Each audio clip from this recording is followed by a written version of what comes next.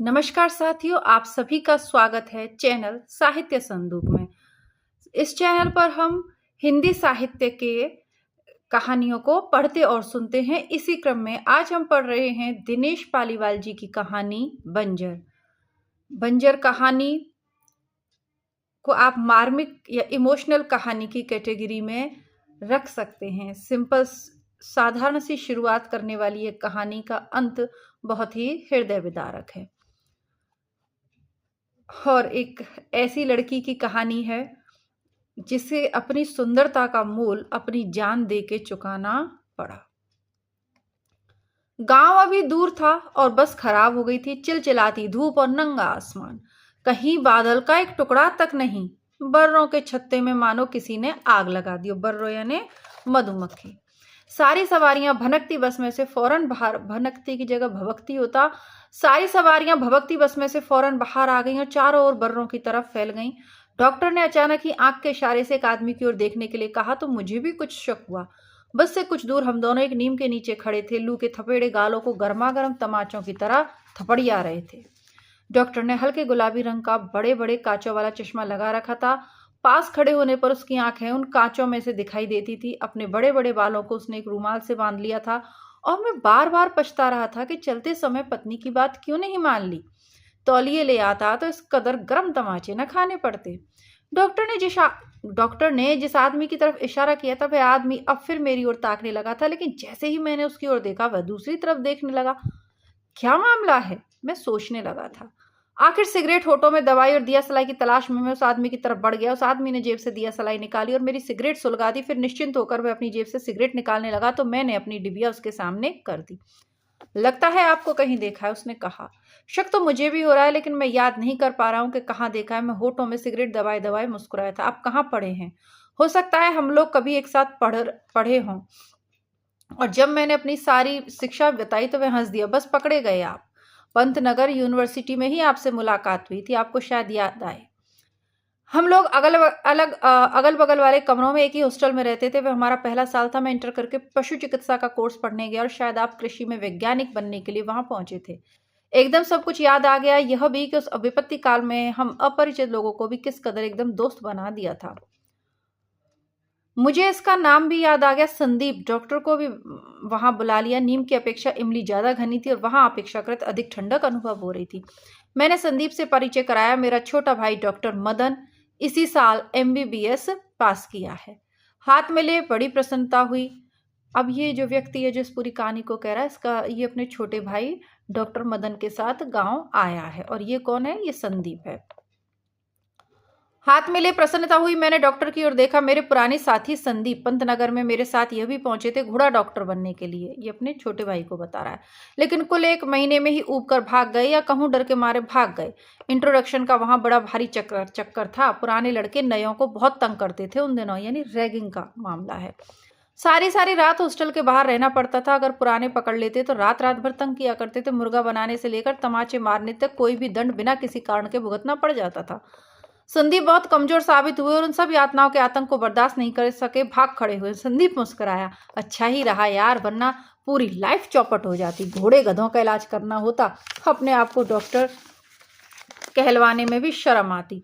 लोग जब परिचय देते कि यह है डॉक्टर संदीप, लोग तपाक से हाथ मिलाते कि डॉक्टर से परिचय हो रहा है। लेकिन दूसरे ही क्षण जब उन्हें बताया जाता कि घोड़ा डॉक्टर है या जानवरों के डॉक्टर, तो मिले हुए सब हाथ एकदम छूट जाते, मानो जानवर से हाथ मिला बैठे हों भूल से।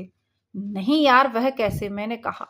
जानवर के डॉक्टरों का गांव में बड़ा रुतबा है। आजकल हजारों पीट रहे हैं। हजारों पीट रहे हैं मतलब जैसे कहते हैं ना, हजारों नोट छाप रहे हैं। तो छाप नहीं रहे मतलब कमा रहे हैं। कितने भी पीट ले हैं तो जानवरों के ही डॉक्टर। वह बोला था आपके भाई साहब की तरह आदमियों के डॉक्टर तो है नहीं। खैर, यह बताओ कि इधर कहाँ तक जा रहे हो? पहले तुम बताओ आजकल क्या कर रहे हो? पंतनगर छोड़ने के बाद कहाँ गए, क्या किया? मैंने सवाल कर दिया। किसी को बताना नहीं यार, गुप्तचर विभाग में हूँ। जाने क्यों? सुनते ही एक क्षण को घबराहट सी हुई, लेकिन दूसरी क्षण अपने को आपको संभाल लिया। तो इधर कहाँ जा रहे हैं? कुछ दूर एक गांव है, वहां एक केस हो गया। बस उस केस को किसी ने मंत्री तक रिपोर्ट किया। मुझे उसकी गुप्त जांच के लिए भेज दिया गया है। चलो साथ रहेगा। मैं भी उसी गांव में जा रहा हूँ। काफ़ी दिनों से उस गांव की बंजर ज़मीन के बारे में अर्जियों पर अर्जियां आ रही थी। कई बार मिट्टी के सैंपल भी आए, जांच करके भेजी जाए मिट्टी में क्या खराबी है, उसमें तिनका तक पैदा नहीं होता। लेकिन आप तो जानते हैं दफ्तरों का क्या हाल है, किसे फुर्सत है, जांच की जाती, रिपोर्ट भेजी जाती। अब चूंकि आपात स्थिति चल रही है, मशीनरी टाइट है इस वक्त, अफसरों ने अपनी जान बचाने के लिए सारे कागजात मुझे थमा दिए और सैंपल भी कि जल्दी ही जाँच कर डालूँ।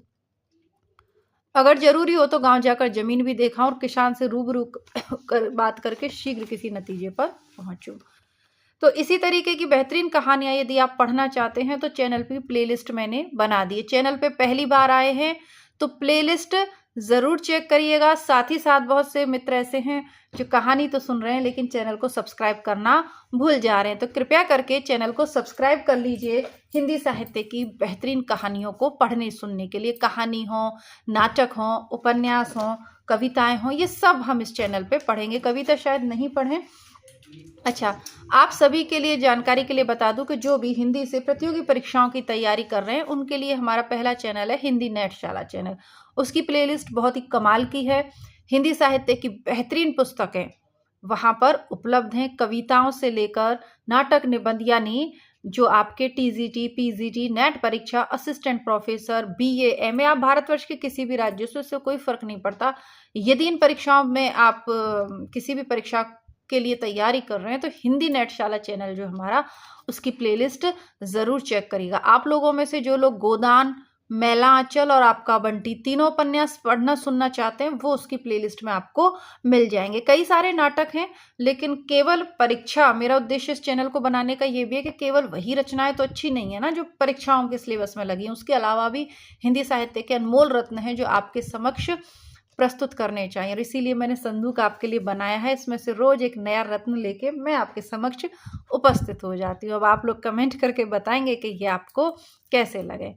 छोटे छोटे ताजमहल कहानी को आप लोगों का बहुत प्रेम मिल रहा है, हार की जीत को भी काफ़ी प्रेम मिल रहा है। इसी तरह सहयोग बनाए रखें, चैनल को सब्सक्राइब करके मेरा उत्साहवर्धन जरूर करें, लाइक भी ज़रूर करिएगा और अपने जानकारों में शेयर भी करें।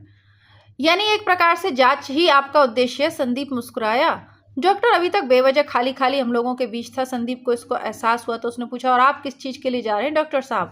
डॉक्टर मदन ने मेरी ओर देखा, मैंने ही जवाब दिया, असल में वह गांव हमारा अपना गांव है, आपको शायद पता ना हो।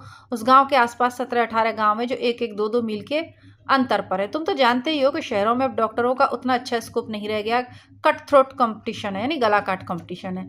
पुराने डॉक्टरों की धाक जमी हुई है, उनके साथ नए लोगों का जमना एक प्रकार से असंभव है। अब ये सारा अभी भूमिका ही चल रही है, मूल जो कहानी है वो तो शुरू ही नहीं हुई। आप ये लगा लो, इतना सब नहीं भी लिखते। मुझे पता नहीं, आधुनिक लेखकों की एक बात कम समझ में आती है कि जो कहानी का मूल है वो तो बाद में शुरू होता है। जैसे कि प्रेमचंद है, जहाँ से कहानी शुरू होती है बस वहीं से होते हैं। ये लोग फालतू की चीज़ों के वर्णन में इतना उलझ जाते हैं मेरी समझ से। देखिए, सभी महान राइटर हैं, उसका कहानी से कोई लेना देना ही नहीं होता। चलिए, पुराने डॉक्टरों की धाक जमी हुई, उनके साथ नए लोगों का जमना एक प्रकार से असंभव है, इसीलिए मुझे पढ़ने में मजा नहीं आ रहा। जब कहानी शुरू होगी तब आपको अच्छे से सुनाएंगे। मदन बचपन में ही गांव छोड़कर आ गया था, उसे गांव के बारे में कुछ पता नहीं है। इसे वहां जाकर सब कुछ दिखाऊंगा। अगर इसका मन हुआ तो वहां छोटा मोटा अस्पताल खोला जाए, मेरा ख्याल है खूब चलेगा। वह तो ठीक है, संदीप बोला, लेकिन जहाँ कुछ पैसा हुआ कि समझ लो किसी दिन डाकू आ गए और सारी संपत्ति और जमा पूंजी ले गए लूट कर। गाँव में आजकल जीवन कितना असुरक्षित है ये तो तुम जानते ही हो। हम लोग एक दूसरे का मुंह ताकने लगे थे। संदीप की बात में सच्चाई थी। गांव तक पहुंचते पहुंचते मुझे संदीप की जांच वाले मामले के विषय में काफ़ी कुछ पता चल गया था। संदीप ने बताया था कि कस्बे के दरोगा जी किसी बदमाश को पकड़ना चाहते थे। उन्हें पता चला कि बदमाश इस वक्त घर आया है। वह सिपाहियों के साथ गाँव के उस घर पहुंचे। अब ये यहाँ से कहानी शुरू हो रही है कि संदीप ने बताया था कि कस्बे के दरोगा जी किसी बदमाश को पकड़ना चाहते हैं, और जब वह बदमाश घर आया तो दरोगा जी सिपाहियों के साथ गांव के उस घर पर पहुंचे। दरवाजे पर कोई 16-17 साल की लड़की मिली। जैसा कि आप जानते हैं, पुलिस बिना गालियों के तो किसी से बात करती ही नहीं। दरोगा जी बोले, हरामिन, कहाँ छिपा रखा है अपने खस्मों को? लड़की सक पका गई, लेकिन गालियां सुनकर भड़क भी गई। दरोगा जी, माफ करें, आप अपनी बहन और माँ से भी इसी तरह बोला पूछा करते हैं क्या? दरोगा जी को इतनी तकरार भला कहाँ बर्दाश्त होती। सिपाही से कहा, लगाओ ये अपशब्द है तो आप ये समझ लें कि लगाओ इसके पीछे की तरफ 10 डंडे और पूछो कि कहाँ अपने खस्मों को छिपा रखा है। जबकि देखिए वो उसके रियल भाई है, लेकिन संबोधन ही कितना गंदा है। यूं ही नहीं पुलिस डिपार्टमेंट बदमाश है, बदनाम है। ये चंद लोग हैं, ऐसा सारे ऑफिसर्स नहीं होते, लेकिन चंद लोग हैं जो बदनाम करते हैं। मेमने को खाने का बहाना चाहिए था भेड़ियों को। एक मुस्टंडा सिपाही तुरंत बांस का, किस चीज का ये मिसप्रिंट है, मोटा डंडा लेकर लड़की की पीठ और पीछे की तरफ बजाने लगा। लड़की चिल्लाई तो गांव के काफी लोग वहां जमा हो गए, लेकिन बोले कौन, सब तमाशा देखते रहे। लड़की ने अपने आप को इस तरह पिटते और अपमानित होते देखा तो वह भी दरोगा जी के बीवी बच्चों को कोसने लगी। बस न जाने क्या जुनून सवार हो गया भाई लोगों को, तीनों चारों सिपाही उसकी खाल रुई की तरह उधेड़ने लगे। इतने में घर के भीतर से फायर हुआ। गोली किसी को लगी नहीं, लेकिन सिपाही और दरोगा अब सब उस लड़की को छोड़कर घर के भीतर घुसे। मोर्चा संभाले हुए 2-3 गोलियां और भी चली, लेकिन बदमाश भागने में सफल हो गए। दरोगा जी खींच उठे, बंदूकधारी संतरी से बोले, इस साली को गोली मार दो।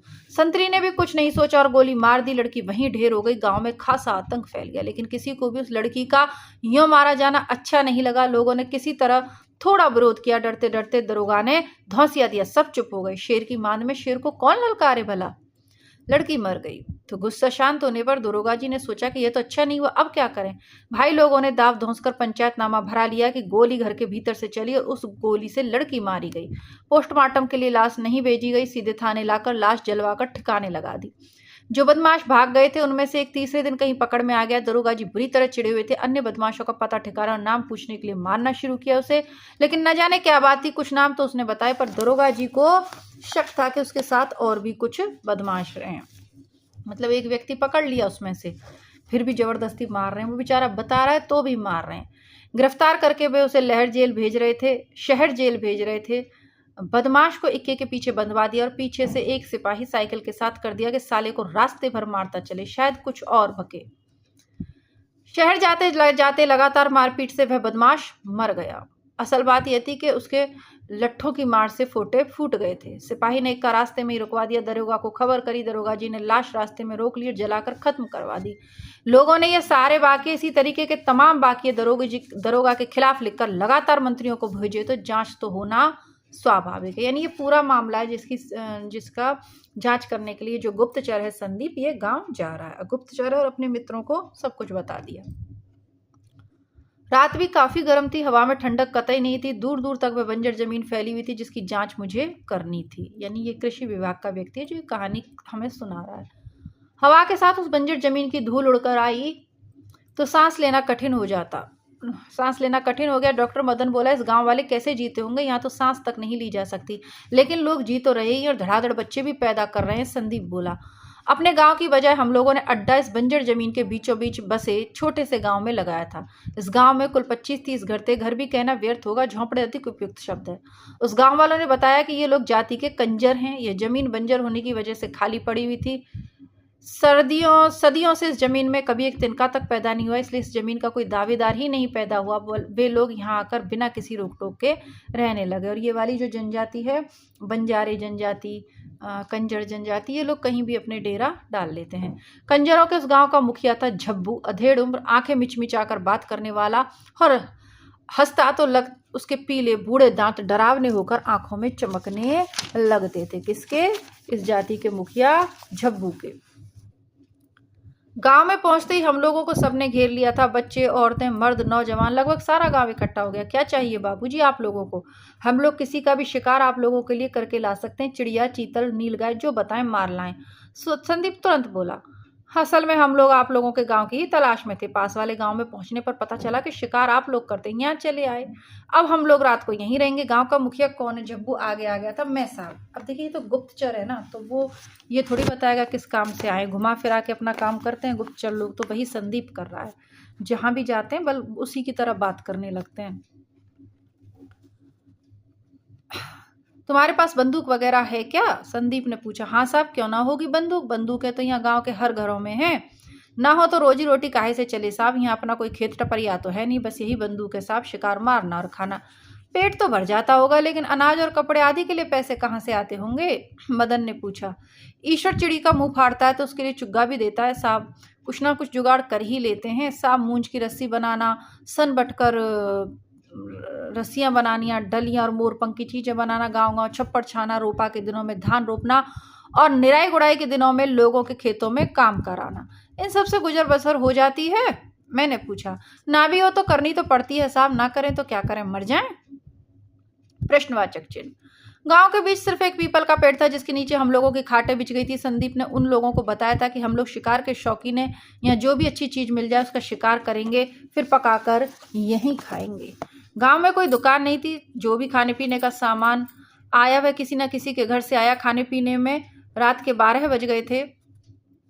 खाने से पहले संदीप ने मेरे कान में कहा, इन लोगों के बीच घुलने मिलने का एकमात्र यही तरीका है, जैसे ये रहते हैं वैसे उसी स्तर पर उतरकर हमें इनसे बातचीत करनी चाहिए। इसके लिए अभी मैं एक और प्रस्ताव रखता हूँ, आप लोग उसका विरोध ना करें। संदीप ने झब्बू से पूछा, खाना बिना पिए कैसे चलेगा? आप हुक्म करें साहब, यहाँ हम लोग अपनी जान हाजिर कर सकते हैं, लेकिन साहब यहाँ विलायती नहीं मिल सकती, सिर्फ ठर्रा ही होगी। काफी देर बीच में सन्नाटा रहा। आखिर संदीप ही बोला, ठर्रा ही ले आओ। महुआ की थी, बुरी तरह महक रही थी, कच्ची शराब। डॉक्टर को मितली सी आ गई, मेरा भी जी खराब हो गया, लेकिन संदीप के इशारे के अनुसार काम करना पड़ा, पीने का बहाना करना पड़ा। डॉक्टर शब्द बार बार आ रहा है, तो इसका मतलब कुछ ना कुछ उद्देश्य है, केवल गांव घूमने लिए नहीं आए हैं। संदीप खाना खाने के बाद बहकने लगा तो झब्बू हंसा, हर आदमी को हजम नहीं कर सकता साहब। यार झब्बू, पी ली, खा भी लिया, अब तो कुछ और भी तो होना चाहिए। संदीप नोट दिखाता हुआ बोला, पैसे की फिक्र मत कर, हम लोग यहाँ मौज करने आए हैं।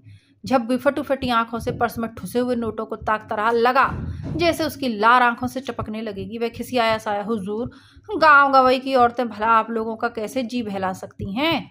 यह बाबू साहब तो हम लोगों के आटे को देखकर उबकाने लगे थे। बर्तनों को देखकर कह रहे थे कि इसमें खाना कैसे पकाया जा सकता है और कैसे खाया जा सकता है। एक दो पुतरिया हम लोग रखते हैं लोगों का जी बहलाने के लिए, पर साहब वे आप लोगों के लायक नहीं। पुतरिया यानी पुतरिया जो भी उस यानी लड़कियां हम रखते हैं, और वो यही काम करती हैं। इन लोगों को शर्म भी नहीं आती भाई, अपनी बहन बेटियों से इस तरीके का वो। इस गांव में ना सही आसपास के किसी गांव में हो, लड़कियों की कमी तो है नहीं। संदीप ने कहा। कहाँ साहब, पास के गांव में एक बहुत बढ़िया चीज थी साहब। वह कौन? नाम? दरोगा जी का साहब, उन्होंने गोली मार दी। अरे राम राम, कैसे आदमी हैं दरोगा जी, बढ़िया चीजों को भी गोली मार देते हैं। संदीप ने खाट पर एकदम बैठते हुए कहा, हम लोग समझ गए। संदीप ने यह सारा नाटक यहाँ क्यों कर रखा था? खामोश होकर बातें सुनने लगे। क्या बताएं साहब, बड़ा ताजा माल था साहब, आप लोग देखते तो देखते रह जाते। शहर में भी ऐसा गुलाब नहीं खिलता होगा साहब, न जाने कैसे झोपड़ी में खिल गया। आसपास 18 गांव है साहब, हर गांव का हर आदमी उसके बारे में जान गया था। वह चीज ही ऐसी थी साहब कि एक बार देखी और बस कलेजा बाहर। तब तो जरूर कुछ शोहदों ने उस पर हाथ साफ किया होगा। संदीप की आंखों में चमक रही थी, मानो वह साक्षात उस लड़की को देख रहा। कहाँ साहब, वह भी एक ही पट्टी थी साहब, किसी को हाथ नहीं रखने दिया। इसी बात पर तो दरोगा चिढ़ गया था और संभल कर बैठता हुआ धीरे धीरे बोला। यानी संदीप उसी लड़की की हत्या से संबंधित साक्ष्य जुटाने आया है और घुमा फिराकर वो अपने काम के सिलसिले में ही उससे पूछ रहा है। अब आपको क्या बताएं, उसके भाई वगैरह कुछ अच्छे आदमी नहीं थे, यूँ कुछ खास खराब भी नहीं थे।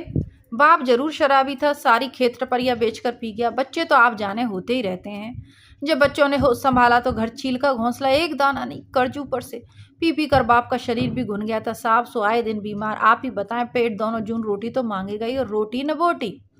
घर में भुजी मांग भी नहीं।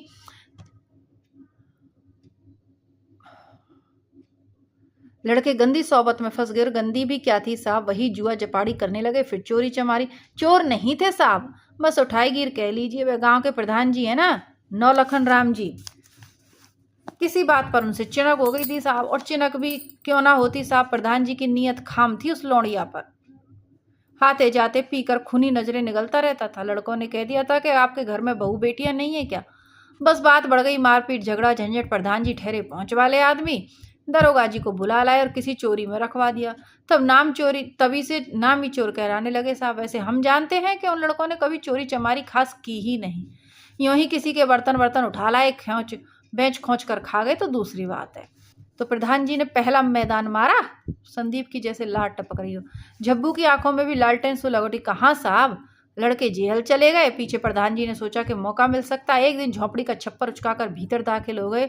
लेकिन लेकिन लड़की हो तो ऐसी गंडासा लेकर झपट पड़ी, रस्सी तोड़ाकर भागना खड़े होते तो वह बोटी बोटी काट देती। अरे बाप रे, संदीप बोला, ऐसे तब ऐसे माल का क्या बात कर रहे हो?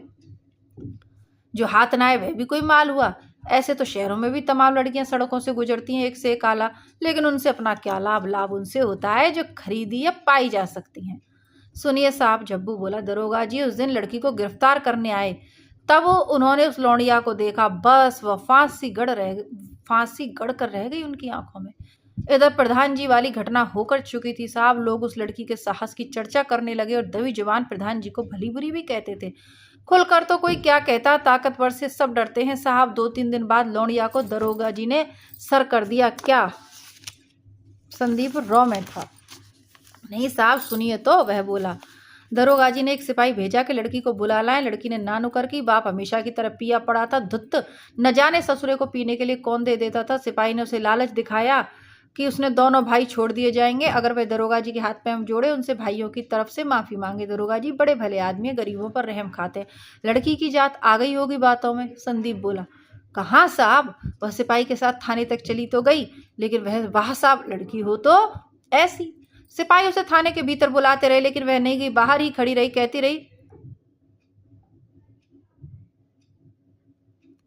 रही कि दरोगा जी को यहीं बुला दो, बाहर यहाँ बात करें, यहाँ मैं उनके पैर पकड़ सकती हूँ, अपने भाइयों के लिए माफी मांग सकती हूँ, वो जो कहें कर सकती हूँ। वह भी भरोसा दे सकती हूँ कि आइंदा वे बुरा काम नहीं करेंगे। वे लोग बुरे नहीं है, वह तो रोटी का झगड़ा है साहब। दरोगा जी कहीं नौकरी दिलवा दें या काम दिलवा दिया करें, बस इतनी कमाई हो जाए कि दोनों जून की रोटी मिल जाए। कोई राजपाट नहीं चाहिए उन्हें, बस बुरा काम ना करेंगे दोनों। नहीं साहब, वह जानती न थी। 2-1 किस्से ऐसे हो चुके हैं साहब। औरत भीतर जाकर सही सलामत बाहर नहीं लौटी साहब। तब से गांव की औरतें, खासकर जवान औरतें, कुंवारी लड़कियां सतर्क हो गई थी। यानी देखिए, पुलिस का काम रक्षक है, और जब रक्षक ही भक्षक बन जाए, और महिलाओं को देख के तो पता नहीं अच्छे अच्छे आदमियों के अंदर का जानवर ही जाग जाता है ना। गलत किया दरोगा जी ने, साली को सिपाही से भीतर खिंचवा लिया होता। गलती की दरोगा जी ने, साली को सिपाही से भीतर खिंचवा लिया होता। जरूर खिंचवा लेता साहब। लेकिन वह क्या कहते हैं साहब, उस लड़की को तो सब पहचानते थे, थाने वाले, गांव के लोग भी सब पहचानते थे। जैसे ही वह कस्बे में घुसी, लोग समझ गए कि थाने में क्या होगा, और बस फौरन काफी भीड़ लग गई। इतनी भीड़ के सामने दरोगा ऐसे काम के लिए लड़की को कैसे भीतर खिंचवाता? लोग थाने को राख कर देते। अरे गांव वाले क्या खाकर थाने को राख करेंगे जब्बू सेठ? संदीप हाँक लगाता हुआ बोला, इन साले गवारों में इतनी हिम्मत कहाँ? वह ना कहो साहब। जब्बू थोड़ा अकड़ कर बैठ गया। आप नहीं जानते साहब, शहर के हैं ना आप लोग, हम गांव वालों को नहीं जानते। जब बात इज्जत पर बन जाती है तो जान पर खेल जाते हैं हम साहब। फिर आप अपना नफा नुकसान कुछ नहीं देखते, हम मर जाते हैं या मार डालते हैं। वैसे हम लोग बहुत सीधे हैं, गवार हैं, मूर्ख हैं, कुछ नहीं जानते, बातों में आ जाते हैं, ठग जाते हैं, सही गलत मामलों में फंसा दिए जाते हैं, जोर जुलम बर्दाश्त करते हैं, सब है साहब। पर साहब, अगर हम लोग अपनी पर आ जाएं तो कुछ भी कर सकते हैं। तो फिर लड़की बश में आई कि नहीं? दरोगा जी की सारी योजना धरी रह गई। कहाँ साहब? दरोगा जी बाहर निकल कर आए, लड़की को डराया धमकाया, कहा कि अगर अपने भाइयों को बचाना चाहती है तो भीतर चल, रजिस्टर पर दस्तखत कर, वचन दे, भाई ऐसा नहीं करेंगे, जमानत ले। लड़की बोली, कुछ भी करा लो, कहीं भी अंगूठा लगवा लो, चाहे जो पर्चे लिख दो, पर अंगूठा लगा देगी वह। लेकिन यहाँ भीड़ के सामने अंदर जाकर नहीं। थोड़ी देर जब्बू चुप रहा। दरोगा जी ने उसे मुंह भर गालियां दी, दांत पीसे झल्लाए, पर क्या करते? आखिर दरोगा जी ने कह दिया, ठीक है, उसके भाइयों पर सरकार कोई रहम नहीं करेगी, ससुरे लंबी सजा काटेंगे।